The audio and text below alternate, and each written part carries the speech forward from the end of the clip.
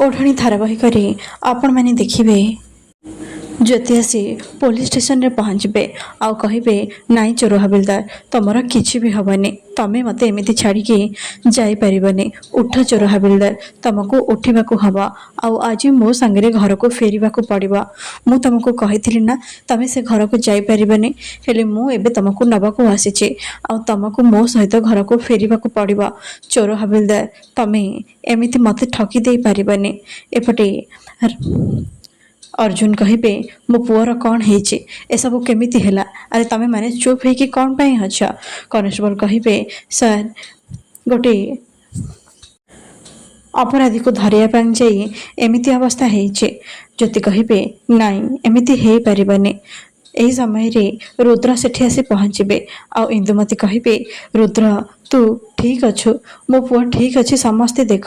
ज्योति कहे चोर हबिलदार ता माने तुमर किछि भी हैनी यापर से रुद्र को हक करेंगे आ रुद्र कहे सतरे तुम कौन मो पाई चिंता करुच ता माने मो थिबा नथिबा तुम पाई बहुत फरक पड़ुचे ज्योति कहे हेले एसबू कौन चली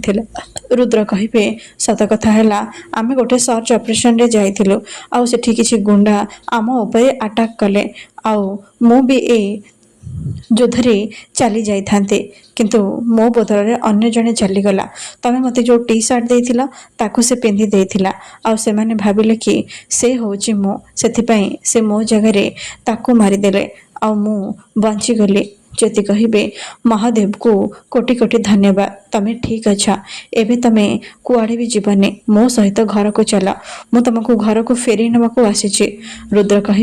हेले तमें तो मते निजे से घर बाहर कर देथिला ज्योति कहे एबे मु निजे तुमको से घर को नहीं जावाक चाहूचे यापर ज्योति सेठू नहीं चली जिबे एपटे कनेस्टेबल कहे देख प्रथम स्वामीर आत्मा को शांति मिलेनी ये आउ जनक ऊपर माड़ी बसिलानी अरे ये विधवा मुह को टिके भी लाज ना या टिके भी लाज लगुनि ये केमिति अन्य जोटी पुरुष सहित निज जीवन आगु को बढ़ाइबा कथा चिंता करिपारुछि जेतेबेले ता प्रथम स्वामी को मरिबार कि गोटे वर्ष भी हेइने ए सब संध्या सुनि नेबे आ कनेस्टेबल कहिबे मु तो कहिबे एमिति विधवा मानकु नेई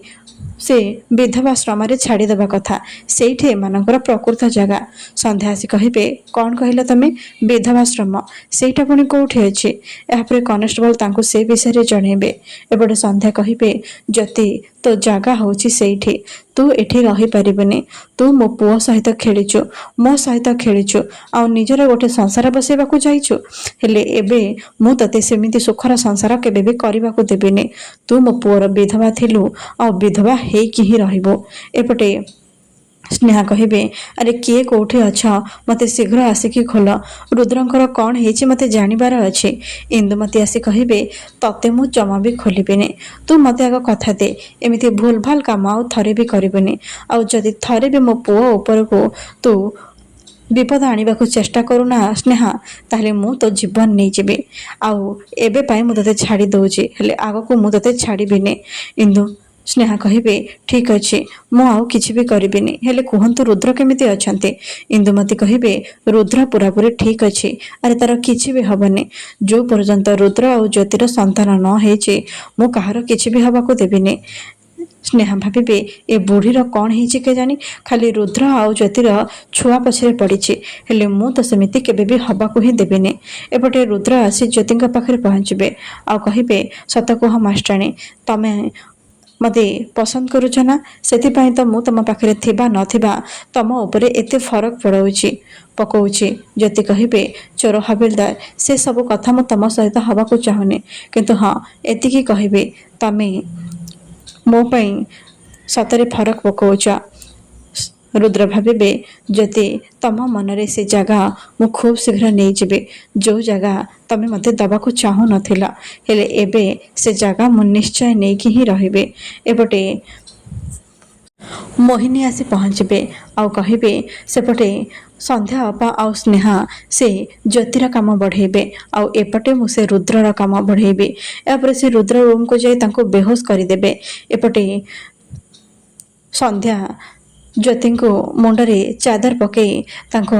ବେହୋସ କରିବେ ଆଉ ସେ ବିଧବା ଆଶ୍ରମକୁ ନେଇଯିବେ। ସ୍ନେହା କହିବେ ଆପଣ ଏକା ଏ କାମ କରିପାରିବେନି, ମୁଁ ଏ କାମରେ ଆପଣଙ୍କୁ ସାହାଯ୍ୟ କରିବି। ଆପଣଙ୍କ ପୁଅକୁ ଆପଣଙ୍କ ପାଖରୁ ଏ ଜ୍ୟୋତି ଛଡ଼େଇ ନେଇଛି ଆଉ ମୋ ପାଖରୁ ମୋ ଭଲ ପାଇବା। ଏବେ ଆମ ଦୁଇ ଜଣଙ୍କ ଶତ୍ରୁ ହେଉଛି ଏ ଜ୍ୟୋତି, ଆମେ ତାକୁ ଜମା ବି ଛାଡ଼ିବାନି। ଏହାପରେ ସେମାନେ ତାକୁ ବିଧବା ଆଶ୍ରମକୁ ନେଇକି ଯିବେ ଆଉ କହିବେ ଶୀଘ୍ର ଏ ଜ୍ୟୋତିର କାମ ଶେଷ କର।